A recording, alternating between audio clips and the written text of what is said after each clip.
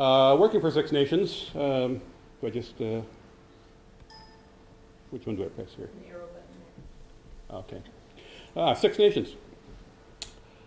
We're just outside the community of Hamilton here, actually. You can see Hamilton up in the upper corner there. I brought my little high-tech pointer right there. Six Nations is here. Notice how green it is. We're not far from here, but I was interested in some of the pictures you showed me about the Winnipeg First Nations out there.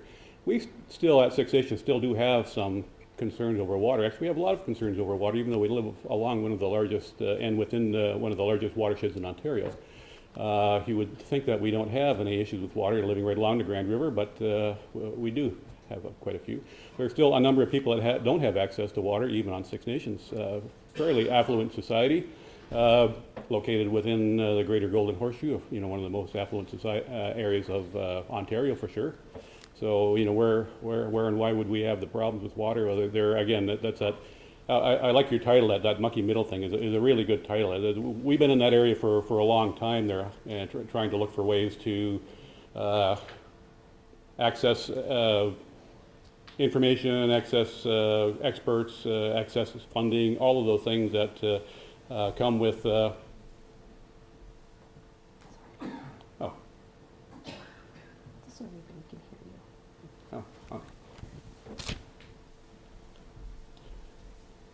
I may not have anything important to say, So just I don't have to start over again, do I? No. Okay. So all of those things that you normally would associate with maybe some third world situations, we still have those in Ontario, believe it or not. And again, even as close as here to Hamilton, to again one of the more affluent societies or affluent areas of Ontario. So it's an issue that's all around, and the further north you go, the more remote you go, the worse it gets as far as access to clean water and sewage facilities, that sort of thing. So it's an issue that's even here in Ontario, not necessarily in third world countries. What we try to do through Six Nations over the years, and I've been there for 20 years, as Kate likes to remind me, a long time. The issue there is trying to access some of that information and work with a lot of the communities. We have conservation authorities, the Grand River Conservation Authority, we work with through Six Nations Elected Council. Most of the Ministry of Natural Resources, all the various ministries we try to work with. But it goes back to the sandbox thing. People get siloed in, and there's policy that is out there that policy people like to follow, and in fact they're afraid to go beyond the policy. They don't want to think outside the box a lot of times. And sometimes when they do think outside the box, it's kind of to their detriment of their career in a lot of cases. So they have to be careful and watch how they step. So it's that sandbox is a really good example of how we're supposed to play, but we're not always doing it. We've had a pretty good relationship with the GRCA over the years, but again, none of these relationships are 100% perfect. We have issues there.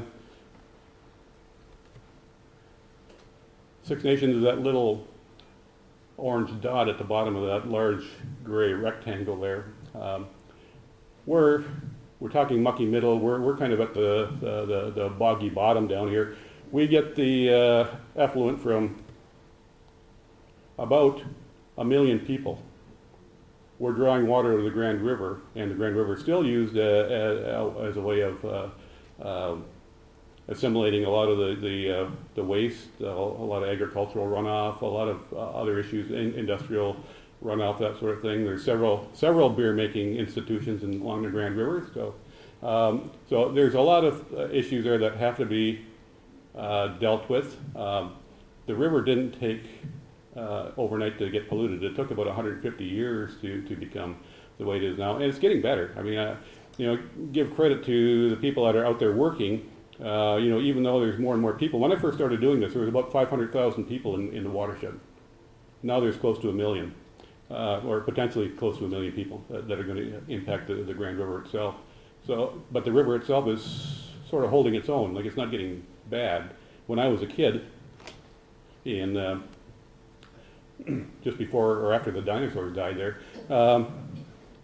you couldn't use the river. You couldn't swim in the river, and actually that was a common rule around, I grew up right along the river, is don't go near the river, don't go in the river, you know, certainly don't drink the river. I'm living proof that you can. As Kate mentioned, we fell in a few years ago there, and I drank a whole bunch of it there, so I survived. So anyway, the situation has not gotten worse given the number of people that are involved in the river and impacting the water quality there. So that's a positive, but it hasn't got far enough yet, and we haven't got to the point where we're sharing the way we should. I mean, we're going that direction. It's a good thing, and it's been a long time to try to get to that point there. And you know, it might look like I'm trying to take all the credit. I'm not. There's been a lot of people involved in all this stuff for many years here. So, but I know for in fact, speaking for myself as an employee of elected council, it's something that's been around for a long time, and we've worked at it for an awful long time. Yes, it is getting better, but and yes, we have a long way to go as far as, you know, access to good clean water, governance of the watershed itself, access to, you know, sewage and information on sewage treatment from all our upstream neighbors here. So, have I run over? No? Okay.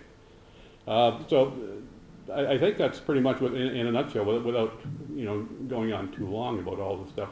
Some of the future things, we're still working with all these committees for sure, and again, the relationships are still growing in a lot of cases. Some of the laws and policies, you know, I've said for many years that we have to take kind of a dual approach to all this stuff. We also have to change the policies along with the relationships of our neighbors for sure. You know, we worked on the relationship with the neighbors, and, you know, we're starting to work on the policy people as well. So some of the stuff has to change, as I mentioned before.